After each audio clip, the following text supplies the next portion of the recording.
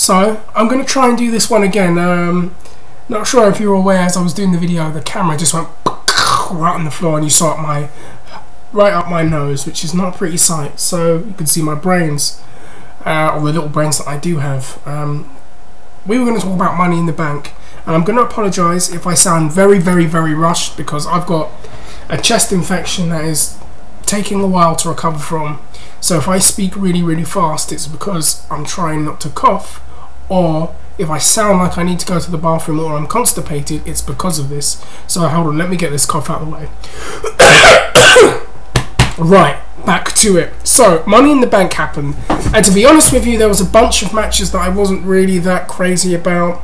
I'm not really interested in that Rusev-Langston match, not really interested in the Divas match, and to be honest with you, I was only really watching for the 2 ladder matches. And of course, Cena won, and I think that was probably the safest option to go with, because I believe they're going to do John Cena and Brock Lesnar at WrestleMania, at SummerSlam, and I think they've kind of leaked that out, that that's going to happen. I think Brock Lesnar is going to win. I think Roman Reigns will eventually challenge Brock Lesnar for the belt and be the guy that beats Brock Lesnar for the belt, setting up the Roman Reigns era. And while we're on the subject of something that is going to be tied in to Roman Reigns and the Roman Reigns era, in the Money in the Bank ladder match for the actual contract, we had Dolph Ziggler, RVD, there was no Wade Barrett, unfortunately he's hurt, Dolph Ziggler, RVD, Kofi Kingston, Dean Ambrose, Seth Rollins, Jack Swagger. I'm sure there's someone else I'm missing in this match. And they had the contract match, which was a lot of fun to watch. Very exciting. And it really came down to 2 people that were going to win. I wasn't expecting RVD to win, because I don't think he's the guy that's going to win it. I didn't expect Sheamus. No, Sheamus was in the other one. But thank God Sheamus didn't win, period. I didn't expect to see RVD, Swagger, Kingston or Ziggler to win, although a lot of people wanted Ziggler to win apparently on Twitter. But it really came down to Dean Ambrose and Seth Rollins, and fantastic chemistry those 2 have. If you've ever seen any of their stuff they've done together outside of the Shield, when they were in FCW, they've always had very good chemistry. I think that Ambrose is the better heel and Rollins is the better face, but the chemistry is undeniable, and it was there in that match. It was evident in that match. Ambrose was so popular that night.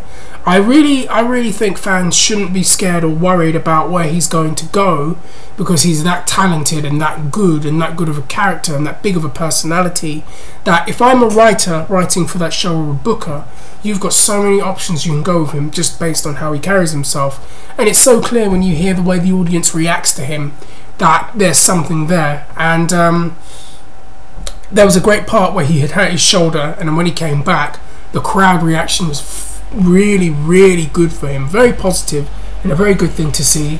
And then Kane came out and cost him the match, which like, Kane feuds are like the kiss of death nowadays. I really hope that it's only a one and done deal, and he's not made to do any crazy angles with him.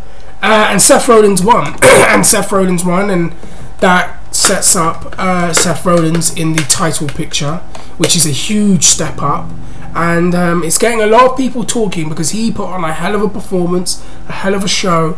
I definitely feel if you were a fan that evening, you got your money's worth and your time's worth, because he really bumped like a maniac, which is a bit worrying given all the neck injuries, given that he's had surgery on his neck too back in the Ring of Honor days. But he put on a hell of a show, he looked excellent, and he won the Money in the Bank contract. And very interesting, because a lot of people are talking, and let's talk about this, on the subject of Seth Rollins winning the Money in the Bank. It kind of reminded me of when Edge won the Money in the Bank contract. And the Money in the Bank contract is one of the few things left in the WWE that actually has credibility, in my opinion, although you could argue it's been diminished after what they did with Damien Sandow last year. But when you win the Money in the Bank contract, you more or less will be WWE champion, and I think that would be a hell of a statement if Rollins, ends up being WWE champion.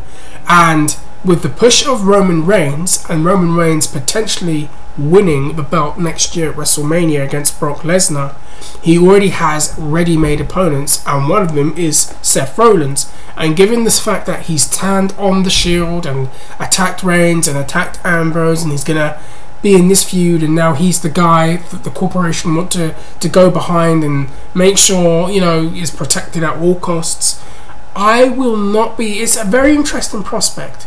I always thought it'd be very debatable that Seth Rollins would be WWE champion, and while he's not right now, the likelihood of that happening has significantly jumped. And I think that's a very interesting statement, because WWE very rarely get behind guys of that size, stature and dimension and style, and to see them actually kind of go almost all the way with a guy like Seth Rollins is very interesting to me. And I can see him being the edge to Roman Reigns, John Cena or Batista, because I think that's who he's closer to. He's not the next Rock, come on. But I can see him basically being like the next Edge or the next CM Punk in that sense. And I can see him being the antagonist to Roman Reigns for a number of months with that briefcase. And I would not be surprised if he cashes it in on him and ends up being undisputed WWE World Champion. And I think that is a hell of a move to make with someone like Seth Rollins.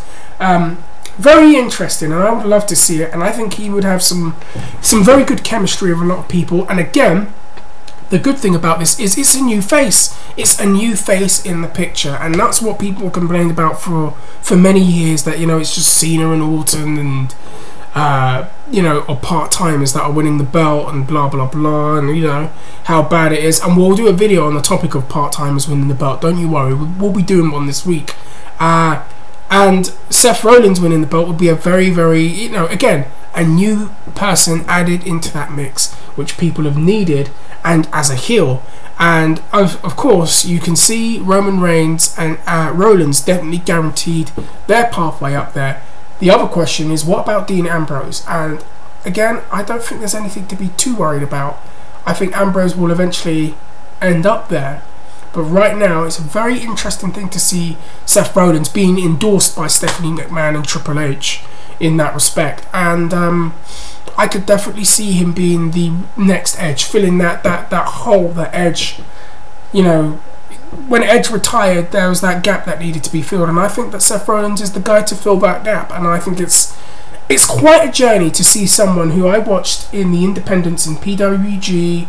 I think I remember seeing him in CZW once upon a time, going into Ring of Honor as Tyler Black in Age of the Fall, a very highly touted prospect at that time,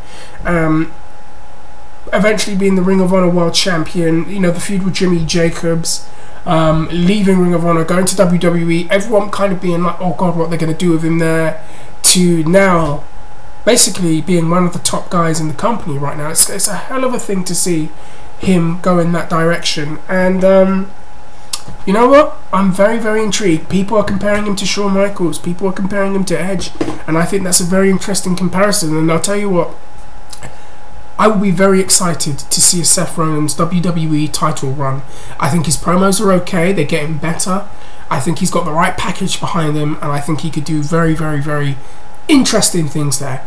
Also, I think Dean Ambrose too. Anyways, I'm going to stop. Sorry, this isn't one of my more wacky videos where I'm cussing people out for distracting walking down the road and all of that.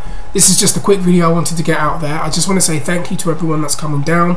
Thank you for everyone for, just making the channel what it is. And if you've come across me for the very first time, follow me on Twitter at BuffBeenStuffed. Comment, like, tell me what you think. Seth Rollins is the next Edge, the next WWE champion. Is it going to happen? Are they going to get behind him? Or are they going to put an Albatross cross behind him like they've done with Daniel Bryan? Let me know what you think. Let me know what you feel. Guys, I'm out, and I will see you later.